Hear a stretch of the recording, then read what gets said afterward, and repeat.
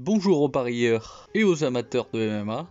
La Fight Night Fioro contre Blanchfield, ça devrait être le cas d'école pour le parieur. C'est un exemple parfait à se remémorer quand il vous prendra l'envie de mettre trop d'argent. Ça vous aidera, ça vous aidera probablement à mettre des petites sommes, des sommes raisonnables, pour que ça reste vraiment du plaisir et du loisir de parier, et pas une espèce d'addiction maladie.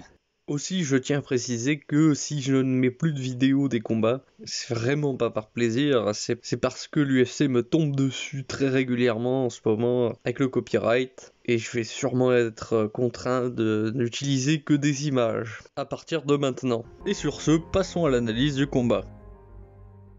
Alex Perez fait 1m68 pour 166 cm d'allong. Il est principalement en pied d'appui droitier, il est trop souvent penché vers l'avant, si bien qu'il risque de prendre des coups de genoux. Il maintient bien sa garde haute, il a de bonnes esquives et se déplace bien. Son défaut, c'est qu'en anglaise offensive, il fait des mouvements trop amples, ce qui augmente les risques de prendre des contres dans ces moments-là, et il n'a pas une vitesse ni une puissance exceptionnelle pour compenser. Debout, il est surtout efficace quand il envoie des combinaisons, mais ses attaques prises séparément, elles sont moins dangereuses que celles de Nicolo. Il a montré qu'il avait une bonne défense contre les amener au sol face à Mokaev. Au sol, il est conscient des positions de chacun, par exemple quand Mokaev est arrivé à l'emmener au sol, il ceinture immédiatement ses hanches pour l'empêcher de passer en crucifix ou en position montée. Toutefois, au premier round contre Mokaev, après s'être placé contre la cage pour s'en servir comme d'un appui, il a quand même fait l'erreur de s'appuyer sur sa hanche, de se mettre sur le côté, au lieu de se tourner dos à Mokaev tout en lui saisissant les mains, pour pouvoir ensuite se redresser sur ses jambes. Nicolo, il fait 1m68 pour 168 cm d'allonge. Il est majoritairement en pied d'appui droitier, il est bas sur ses appuis, ce qui le rend plus puissant mais vulnérable au low kicks, et moins mobile.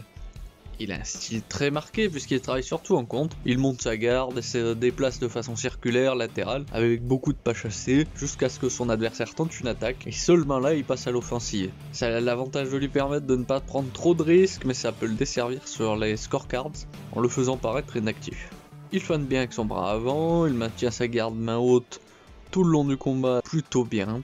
Il a quand même un gros défaut, c'est que lorsqu'il envoie son premier jab ou cross, il penche exagérément la tête en avant. C'est d'ailleurs pour ça que Royval a pu le mettre KO sur un contre avec le genou. Globalement, debout, il est puissant et rapide. Enfin, en grappling, il devrait être à peu près au même niveau que Perez.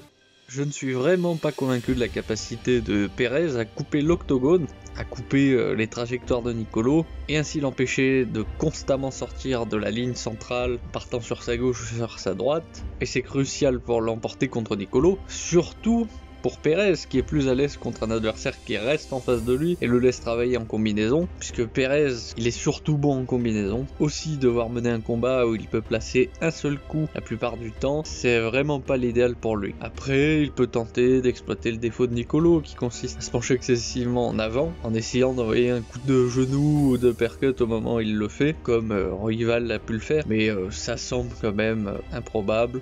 Le plus logique, ce serait victoire de Nicolo par décision ou par KO au deuxième ou troisième round, puisque Perez a l'air d'être plutôt durable. Côté Paris, Nicolas 1,55 et Perez à 2,30, c'est plutôt raisonnable comme risque. Et ce sera tout. Comme d'habitude, étant pris en otage par l'algorithme, je suis obligé de vous dire, mettez un pouce bleu, abonnez-vous, activez la cloche des notifications, c'est dans le contrat tacite, ça. Mais par contre, je serai bien content de connaître votre avis sur ce combat, et je vous dis à la prochaine.